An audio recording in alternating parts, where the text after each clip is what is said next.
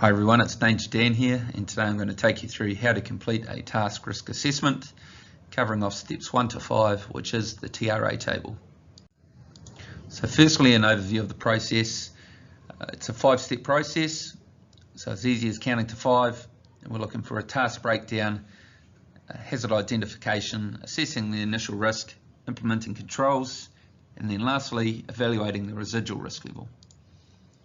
The level of detail we're after is the Goldilocks principle, so not too much where it's a novel and not too little where it's a few lines and not enough for us to understand what's going on with your work. We want to see a focused attention on the worst case scenarios and thinking about the high risk that relates specifically to each task step. And most importantly, what's on paper needs to match the reality of your work. So first step is breaking the task down. So what we're looking for here is identifying the scope of work. So today, in this example, it's working off a scaffold platform, and we're going to be breaking the job down into 3 steps in this example. And the reason we've done it in 3 steps is we've applied the 2 principles here, which is looking for a significant change of direction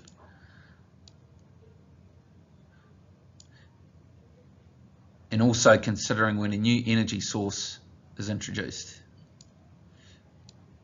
So in this example here, we're accessing the scaffold, which is moving up the ladder, moving vertically, working on the scaffold, so walking horizontally around the scaffold, and then lastly descending off the scaffold, which is going down the ladder. So the next step is identifying the hazards. So we want to see that hazards are specific to each job step, and that we're talking about the little rocks being put aside and focusing on the big rocks. So think about what's the worst that could happen, and including some description. So here, rather than just saying exposed edges and leaving it at that, we've also gone on to say that we're concerned about the risk of fall from the platform. So we're being specific about what we've identified and what could go wrong. The next step is assessing the risk, and this is our initial risk assessment. The basis to do this is the risk matrix on the cover page of the TRA. So before you start, assume that no controls are in place. And then consider the severity. Think, how bad could it be? What's the worst that could happen? Then consider the likelihood. How often and how long are you and your work team exposed to the hazard? And also consider some past events, industry news, and other reliable information.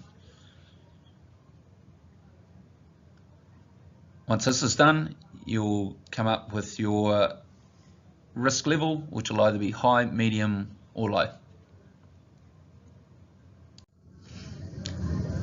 The next step is to implement control measures.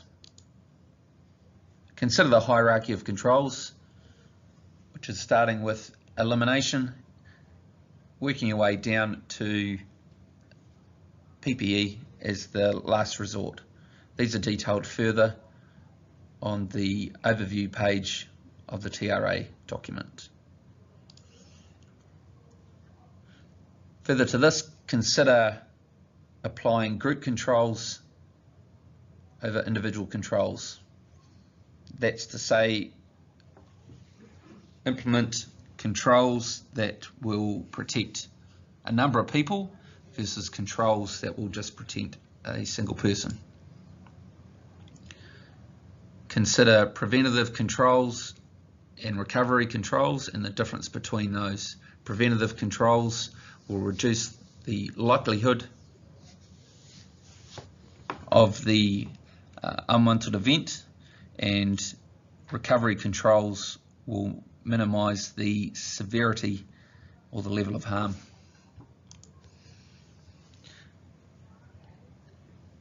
Importantly, controls must be tangible, so they must be able to be viewed, they must be able to be checked upon, and they must be able to be they must be evidenced. So if there is going to be some form of communication going on between work parties, there must be a record of this. They have to be realistic and they have to be actionable. The last step is to conduct a residual risk assessment, and here where you're assuming the controls that you've identified have been put in place. Now the aim here is to achieve the legal threshold, which is LARP, as low as reasonably practicable. It's only at this point there are you legally allowed to continue work. If your residual risk level is high, do not proceed with work. Get some other advice or contact the Classic Health and Safety team or the Classic Builders construction manager. If your residual risk level is medium, consider further measures. Go back to step 4 and look to implement further controls to reduce risk. If you have come up with a low residual risk level, then ensure that your identified controls are going to continue to remain effective, and monitor your workplace for any change of conditions. So in summary, remember the Goldilocks principle, particularly around your task steps. You don't want too many task steps, although you don't want it too broad and general with no details. When it comes to hazard ID and your risk description, bigger rocks versus little rocks, focus on the hazards that really matter and the situations and things that are going to be stopping you or your team going home at the end of the day.